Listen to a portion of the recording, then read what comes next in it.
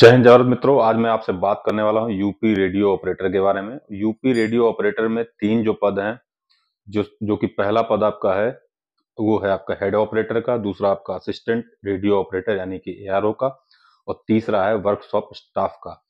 इसके तीनों ही पद के बारे में मैं संपूर्ण डिटेल में बात करूंगा कि किस तरीके से आप फॉर्म भरेंगे, आपके एलिजिबिलिटी क्राइटेरिया क्या होनी चाहिए, आपका क्वालिफिकेशन क्या होना चाहिए, आपके फिजिकल में क्या होंगे, आपके पीएचटी पीईटी, आपके मेडिकल एग्जाम कैसे होंगे, आपके डॉक्यूमेंट वेरिफिकेशन का क्या होगा, और आप जब सब कुछ पास करके जब आप नौकरी में आ जाओगे तो आपका किस तरीके का वर्क होगा, आपका जॉब प्रोफाइल के साथ साथ आपके छुट्टियां कितनी होंगी, आपको क्या क्या सुविधाएं मिलेंगी, कितने आपकी सैलरी होगी, ए टू जेड मैं इस वीडियो के माध्यम से आपसे बात करने वाला हूं।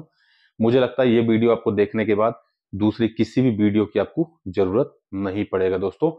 तो आइए हम इस वीडियो को शुरू करते हैं। अगर आपको अच्छा लगे तो लाइक शेयर कमेंट जरूर किया करिए, बहुत अच्छा लगेगा मुझे भी। तो चलिए दोस्तों, वीडियो को शुरू करते हैं। जय हिंद जय भारत दोस्तों।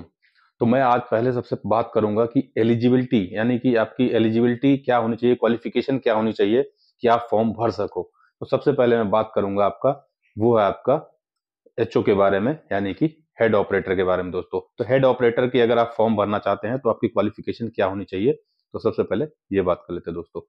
अगर आप हेड ऑपरेटर की फॉर्म भरने जा रहे हैं दोस्तों, तो आपका जो क्वालिफिकेशन है वो 3 ईयर इंजीनियरिंग डिप्लोमा आपका होना चाहिए। चाहे वो इलेक्ट्रिकल से हो, चाहे वो टेलीकम्युनिकेशन से हो, चाहे वो आईटी सीएस, इलेक्ट्रिकल्स, इलेक्ट्रॉनिक्स की एक पोर्शन से आपका डिप्लोमा 3 ईयर इंजीनियरिंग होना चाहिए दोस्तों। तब आप जो है एलिजिबल होंगे फॉर्म भरने के लिए हेड ऑपरेटर का दोस्तों। अब मैं बात करता हूं दोस्तों असिस्टेंट रेडियो ऑपरेटर की क्वालिफिकेशन क्या होनी चाहिए इसके बारे में दोस्तों। तो जो असिस्टेंट रेडियो ऑपरेटर है दोस्तों, उसके लिए जो क्वालिफिकेशन है वो आपका होना चाहिए सर 10+2 यानी कि इंटरमीडिएट, और साथ ही साथ वो आपका होना चाहिए फिजिक्स और मैथ के साथ, या फिर इसके इक्विवेलेंट कोई आपका डिप्लोमा कोर्स होना चाहिए दोस्तों। अब दोस्तों बात करेंगे हम वर्कशॉप का। तो वर्कशॉप जो है स्टाफ का जो है पद, वो आपका होता है बेसिकली हाई स्कूल के माध्यम से, लेकिन हाई स्कूल के साथ साथ आपका उसमें आईटीआई या फिर आईटीआई के साथ साथ आईटीआई डिप्लोमा के अंतर्गत इलेक्ट्रिकल से हो, इलेक्ट्रॉनिक्स से हो, आईटी से हो, सीएस से हो, कम्युनिकेशन से हो, टेलीकम्युनिकेशन से हो, इन सब किसी भी एक फील्ड से आपका डिप्लोमा इसमें जरूरी होता है दोस्तों। जब आप क्वालिफिकेशन आपका जो है वो सुटेबल होगा, आप फॉर्म भर देते हैं दोस्तों, उसके बाद अगली जो हमें सबसे बड़ी जानकारी चाहिए होता है वो चाहिए होता है कि क्या हम फिजिकली यानी कि पीएचटी और पीईटी में पास हो जाएंगे, क्या मैं इसके लिए सक्षम हूं। तो दोस्तों सबसे पहले हम बात कर लेते हैं पीएचटी और पीईटी की, फिजिकल स्टैंडर्ड टेस्ट और पीईटी यानी कि फिजिकल इफिशियंसी टेस्ट के बारे में दोस्तों। तो इन दोनों के बारे में मैं शुरू करता हूं दोस्तों। तो तीनों के लिए लगभग वो सेम होता है दोस्तों। तो अब मैं बताता हूं कि क्या क्या आपका इसके लिए जरूरी होता है दोस्तों, क्या क्या क्राइटेरिया आपका फुलफिल होना चाहिए।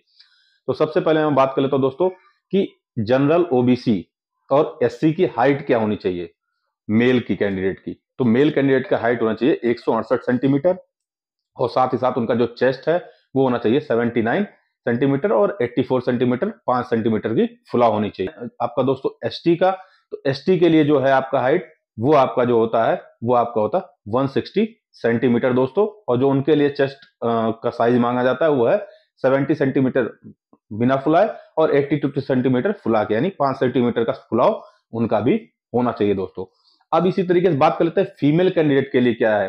तो जनरल ओबीसी और एससी के लिए जो दोस्तों हैं वो है 152 सेंटीमीटर, और साथ ही उसी तरीके से एसटी के लिए है दोस्तों 147 सेंटीमीटर आपका हाइट जो है होना चाहिए, और साथ ही जो वेट है लड़कियों का वो मिनिमम 40 केजी होना चाहिए दोस्तों।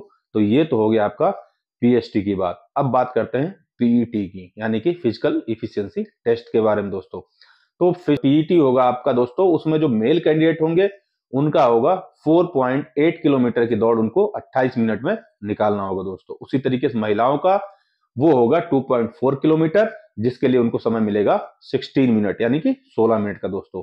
तो हम बात कर लिए पीएचटी और पीईटी की। अगर इन सब चीजों में आप एलिजिबल हो, आप क्राइटेरिया फिल कर रहे हो दोस्तों, तो अब आ जाती है बात कि अब आगे क्या होगा।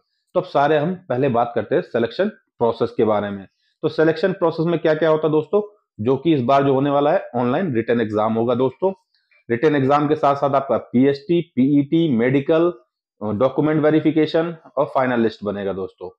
तो अब इसके बारे में हमने पीएसटी और पीईटी के बारे में बात कर लिया, क्वालिफिकेशन हमारा हो चुका है दोस्तों। अब हम बात कर लेते हैं ऑनलाइन रिटन एग्जाम के बारे में। ऑनलाइन रिटन एग्जाम जो दोस्तों आपका होगा वो होगा 400 नंबर का, जिसमें आपके 4 सब्जेक्ट होंगे दोस्तों।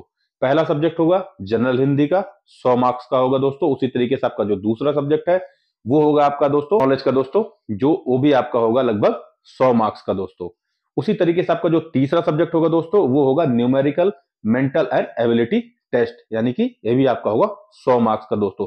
इसी तरीके से जो चौथा सब्जेक्ट होगा दोस्तों होगा mental aptitude test and logical exam, वो भी आपका 100 मार्क्स का होगा दोस्तों। जब इसमें भी एक क्राइटेरिया रखा गया है दोस्तों कि जो 50% कम से कम आपके ईच सब्जेक्ट में मार्क्स होने चाहिए, तो ही आप इसके लिए क्वालिफाई करोगे। अब दोस्तों हम बात करते हैं जो सबसे मुख्य बिंदु है कि जो ऑनलाइन आपका रिटन एग्जाम होगा दोस्तों, सबसे महत्वपूर्ण चीज है कि उसमें आपको समय कितना मिलेगा। तो समय टोटल आपका जो होगा दोस्तों होगा 2.5 घंटे का, और 2.5 घंटे के अंदर आपको ये एग्जामिनेशन क्वालिफाई करना पड़ेगा दोस्तों। इसके बाद क्या होगा, अगर आप एग्जाम क्वालिफाई कर लेते हैं दोस्तों, पीएसटी पीईटी आप क्वालिफाई कर लेते हैं, फिर क्या होगा, आपका मेडिकल होगा दोस्तों। तो मेडिकल एग्जामिनेशन के बारे में मैंने एक वीडियो खुल के पूरा बताया हूं, उसमें किस तरीके से मेडिकल आपका होता है उसके बारे में पूरी डिटेल बताने की कोशिश किया हूं। फिर भी मैं कोशिश करूंगा कि मेडिकल के बारे में थोड़ा बहुत जानकारी आपको इस वीडियो के माध्यम से मैं दे सकूं दोस्तों। तो मेडिकल में जो सबसे पहला टेस्ट आपका होता है दोस्तों होता है आई टेस्ट। आई टेस्ट आपका बहुत जरूरी इस मेडिकल का अंग होता है दोस्तों। तो आई टेस्ट में क्या होता है दोस्तों, आपका एक तो जो दोनों आईज है 6/6 और 6/9 होना चाहिए। साथ ही आपका कलर ब्लाइंडनेस की जैसी कोई समस्या आंख में नहीं होना चाहिए दोस्तों। अगर आपको कलर ब्लाइंडनेस की दिक्कत है दोस्तों तो बहुत बड़ा समस्या है, आप इससे डिस्क्वालीफाई हो सकते हो दोस्तों। अब आते हैं दूसरे टेस्ट के ऊपर, वो होता है ईयर टेस्ट दोस्तों। ईयर टेस्ट में क्या होता है दोस्तों कि बहुत लोगों का बचपन में पानी जाने की वजह से या मार पिटाई की वजह से या जो भी कह लीजिए, बहुत लोगों का कान का पर्दा जो है फट जाता है। तो उसका टेस्ट होता है दोस्तों। अगर आपका कान का पर्दा फटा हुआ है या फिर आपका कोई पस वगैरह कान से आ रहा है दोस्तों, इन दैट केस में आप इससे डिस्क्वालीफाई हो सकते हो। अब बात करते हैं तीसरे और सबसे महत्वपूर्ण मेडिकल टेस्ट का एक दूसरा जो पोर्शन होता है दोस्तों, वो होता है ऑर्थो डिपार्टमेंट का, यानी कि आपका नौकनी का। जो आपके दोनों घुटने हैं दोस्तों, उसके साइड में अगर आप जब स्ट्रेट खड़े होते हैं और दोनों आपस में टच हो रहे हैं, यानी कि आपका नौकनी का प्रॉब्लम है और बहुत ज्यादा बाहर है तो भी प्रॉब्लम है दोस्तों, तो बिल्कुल बैलेंस्ड होना चाहिए। यानी कि नौकनी की भी बहुत बड़ा मेडिकल में बहुत बड़ा एक रोल अदा करता है दोस्तों। अब नौकनी के बाद आते हैं दोस्तों फ्लैट फुट के बारे में। फ्लैट फुट के बारे में बताया था दोस्तों, देखिए जो आपका नीचे का तलवा है वो आपका बहुत ज्यादा कर्व है तो भी दिक्कत है, और बिल्कुल अगर फ्लैट है तो भी दिक्कत है। तो फ्लैट फुट की जो समस्या है वहां से चेक की जाती है, वो नॉर्मल होना चाहिए आपका। अब आते हैं दोस्तों हाथ का। तो हाथ का क्या होता है दोस्तों, इसका भी एक टेस्ट किया जाता है कि बहुत लोगों का जो हाथ है ये थोड़ा सा पोर्शन जो है ये टेढ़ा होता है या बाहर की ओर निकला होता है या फिर अंदर की ओर होता है। तो अगर इस तरीके की कोई समस्या है तो आप डिस्क्वालीफाई हो सकते हो दोस्तों मेडिकल में। अब बात करते हैं मेडिकल में और क्या होता है। तो मेडिकल में बाकी आपका बीपी, शुगर, हार्ट रेट, यानी कि पैथोलॉजिकल जो सारी टेस्ट है, ब्लड टेस्ट वगैरह, ये सब आपका इसमें आपका ब्लड टेस्ट वगैरह, यूरिन टेस्ट, ये सब आपका कराया जाता है दोस्तों। तो ये तो हो गई बात मेडिकल की। अब आप मेडिकल क्वालिफाई कर गए, फाइनल लिस्ट में आपको अब क्या होगा, अब आपके होंगे डॉक्यूमेंट वेरिफिकेशन दोस्तों। जो भी आपने डिग्रियां, जो भी आपने डॉक्यूमेंट लगाया है उसकी आपकी जो संबंधित आपका, चाहे वो हाई स्कूल का लगाए हो या इंटरमीडिएट का लगाए हो, तो जो शिक्षा बोर्ड है आपका, यानी यूपी बोर्ड से अगर पढ़े हो या सीबीएसई से पढ़े हो, तो उस बोर्ड में आपका वेरिफिकेशन के लिए जाएगा कि डिग्री सही है या नहीं। उसी तरीके से अगर ग्रेजुएशन है तो वो आपका उसी तरीके से आपका विश्वविद्यालय में जाएगा। तो ये सारे सिस्टम जो है ये आपका डॉक्यूमेंट वेरिफिकेशन होगा। डॉक्यूमेंट वेरिफिकेशन होने के बाद दोस्तों एक बहुत महत्वपूर्ण चीज जो आपको कोई नहीं बताता है दोस्तों, वो होता है आपका कैरेक्टर वेरिफिकेशन। कैरेक्टर वेरिफिकेशन बहुत ही महत्वपूर्ण अंग है किसी भी सरकारी नौकरी के लिए दोस्तों। तो इन केस अगर किसी के ऊपर किसी तरीके का मुकदमा चल रहा है या पास्ट में कभी कोई मुकदमा रहा है या किसी तरीके के एफआईआर, किसी तरीके के इलीगल एक्टिविटीज में अगर उसके खिलाफ किसी तरीके का एफआईआर हुआ है दोस्तों, तो वो इसमें डिस्क्वालीफाई हो जाएगा डॉक्यूमेंट सॉरी कैरेक्टर वेरिफिकेशन के समय। क्योंकि कैरेक्टर वेरिफिकेशन अगर नहीं कंप्लीट होगा दोस्तों, उसको पुलिस वेरिफिकेशन भी कहते हैं दोस्तों, तो आपका इसमें सिलेक्शन नहीं हो पाएगा, आप डिस्क्वालीफाई हो जाओगे दोस्तों। लेकिन अगर किसी के ऊपर किसी तरीके का मुकदमा कभी लिखा गया था बट उसमें उनका सुलह हो गया, यानी कि वो मुकदमा खत्म हो गया, बट लेकिन वो तब भी जो है आपका वो पुलिस वेरिफिकेशन में जब चेक किया जाएगा तो आपका नाम वहां शो करेगा। इस केस के लिए आप क्या कर सकते हैं दोस्तों, कि जिस भी कोर्ट में आपका ये सुलह हुआ था उस कोर्ट से आप दोष मुक्ति का कागज बनवा लीजिए।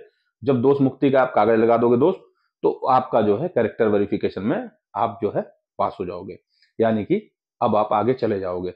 अब उसके बाद आपकी ट्रेनिंग होगी। ट्रेनिंग के बाद जब आप फील्ड में आओगे तो आपके वर्क क्या होंगे, आपकी सैलरी क्या होगी, आपको किस तरीके का आवास मिलेगा, आपका किस तरीके का जॉब प्रोफाइल होगा, अब इसके बारे में हम डिटेल में बात करते हैं दोस्तों। सबसे पहले बात कर लेते हैं हेड ऑपरेटर के बारे में। तो हेड ऑपरेटर का क्या काम होगा जब हेड ऑपरेटर चुन के ट्रेनिंग करके आ जाएगा? तो हेड ऑपरेटर का बेसिकली काम होता है मॉनिटरिंग करना।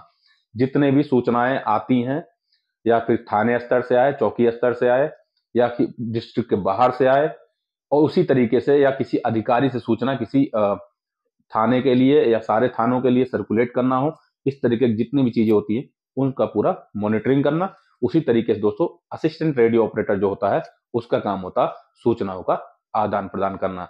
यानी कि जितने भी, जैसे कोई अधिकारी अगर कोई किसी तरीके का अगर अधिकारी कोई आदेश वहां से देते हैं, उस आदेश को सारे थाने चौकियों तक पहुंचाना, सर्कुलेट करना, ये काम होता है असिस्टेंट रेडियो ऑपरेटर का।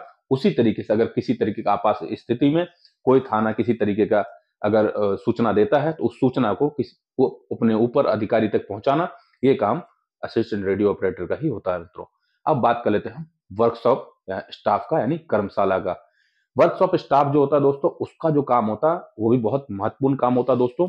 जितनी भी हैंडसेट है, रेडियो सेट है, उसकी जो सर्कुलेशन होता है, सर्कुलेशन का काम पूरा जो है और उसके रिकॉर्ड जो है वो वर्कशॉप स्टाफ के पास होता है दोस्तों। उसकी मेंटेनेंस, इंस्टॉलेशन, यानी जितने भी थानों में या ऑफिसेस में या अधिकारी गढ़ के यहाँ जो भी रेडियो सेट्स लगे होते हैं, उसकी इंस्टॉलेशन, उसकी मेंटेनेंस, और साथ ही साथ उसके सारे रिकॉर्ड्स को उन्हीं को रखना होता है दोस्तों। उसी तरीके जो वायरलेस हैंडसेट होते हैं उसका भी मेंटेनेंस, और जहां जहां भी वो सर्कुलेट हुआ है उसकी पूरी जानकारी रिकॉर्ड रखना वर्कशॉप स्टाफ का काम होता है दोस्तों। अब बात करते हैं रैंक की। तो जो हेड ऑपरेटर होता है दोस्तों, सब इंस्पेक्टर रैंक का होता है। उसी तरीके से जो एआरओ होता है वो आपका होता है कांस्टेबल रैंक का। उसी तरीके जो तीसरा पद है आपका वर्कशॉप स्टाफ का, वो होता है कांस्टेबल रैंक का दोस्तों। तो सैलरी का डिस्ट्रीब्यूशन भी उसी तरीके से है।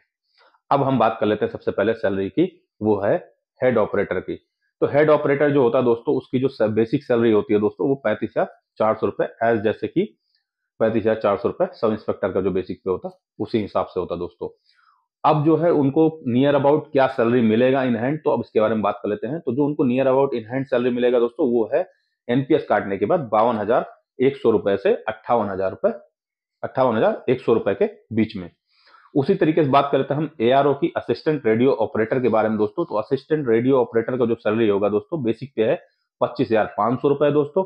उसी तरीके से जो उनकी नियर अबाउट सैलरी होगी जो इन हैंड में मिलेगा, वो होगा 37,600 से 41,600 रुपए तक।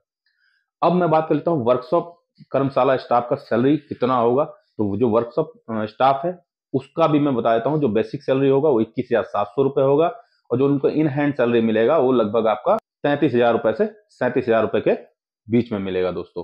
तो ये तो हो गई उनकी सैलरी और जॉब प्रोफाइल। अब मैं बात कर लेता हूँ उनके आवास के बारे में। तो दोस्तों ये आपका जो आवास का वो है, इसके ऊपर आपका मैं बता देता हूँ दोस्तों कि अगर अवेलेबल है आवास तो उनको आवास बिल्कुल मिलेगा। अगर आवास नहीं अवेलेबल है तो एचआरए मिलता है दोस्तों, आप प्राइवेट से रह सकते हो। अब बात करता हूँ कितने घंटे काम करने होंगे। तो जो हेड ऑपरेटर हो या एआरओ हो या वर्कशॉप हो, सबका ही जो ड्यूटी होता है वो 8-8 घंटे का होता है दोस्तों। पहले 6-6 घंटे का होता था, अब 8-8 घंटे का, क्योंकि वर्कलोड ज्यादा है। बट 8-8 घंटे का मतलब ये नहीं है कि आप 8 घंटे जॉब कर लिए तो आज के लिए आप फ्री हो गए, आपको फिर बुलाया नहीं जा सकता। It depends on the situation. अगर सिचुएशन का डिमांड करेगा कि नहीं आपको आना है तो आपको आना पड़ेगा, because it's a duty of 24/7। Okay, तो ये मान के दिमाग में तब आइएगा इस विभाग में। अब मैं बात करता हूं दोस्तों अगले बारे में। अगला जो आपसे मैं दोस्तों इसमें बात करूंगा कि बहुत लोगों को एक सवाल है, सर क्या होम डिस्ट्रिक्ट में पोस्टिंग मिलता है कि नहीं मिलता है। तो मैं आपको एक बात क्लियर कर दूं कि होम डिस्ट्रिक्ट में पोस्टिंग मिलना आसान नहीं है, ना मिलता है। हाँ, अगल बगल आप जिले में कहीं ना कहीं आपकी पोस्टिंग रहेगी और बहुत लंबे समय तक रहता है पोस्टिंग, तो इसको लेके आपको किसी तरीके की समस्या नहीं होने वाला है दोस्तों। बाकी अगर किसी तरीके का और कोई जानकारी आपको चाहिए, जो आपको लगता है कि आपको सूचना नहीं मिल पाया दोस्तों, तो उसके बारे में आप मुझे कमेंट कर सकते हैं। कमेंट करके बताइए आपको वीडियो कैसा लगा। अगर आपको वीडियो अच्छा लगा दोस्तों तो आप लाइक शेयर जरूर किया करिए, इससे मुझे हौसला मिलता है ताकि और आपके लिए जानकारी इकट्ठा करके लाता रहूं। अगर किसी तरीके की और जानकारी लग रहा है आप मैं छूट गया मुझसे, तो आप मुझे कमेंट करके पूछ लीजिए, मैं आपको बिल्कुल जवाब देने की कोशिश करूंगा। जय हिंद, जय भारत मित्रों।